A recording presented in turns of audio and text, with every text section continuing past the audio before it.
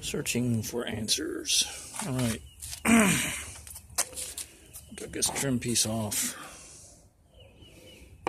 No big deal.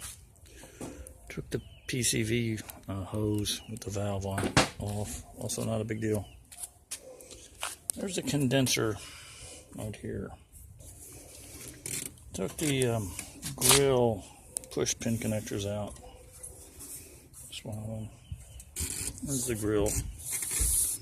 It's not coming out, but it doesn't need to come out. Just pull it back. There's the condenser right there. How do you get that out? Well, there's a bolt here. There's this thing, which I'm guessing is important to get off.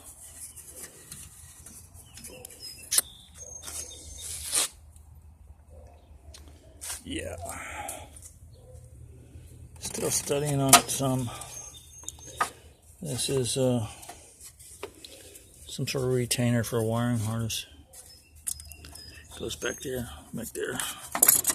this way, that way.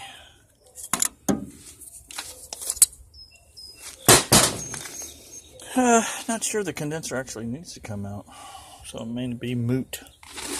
But I'm just curious as to how to do it, if I have to. So I do know the compressor is no good. It's down there.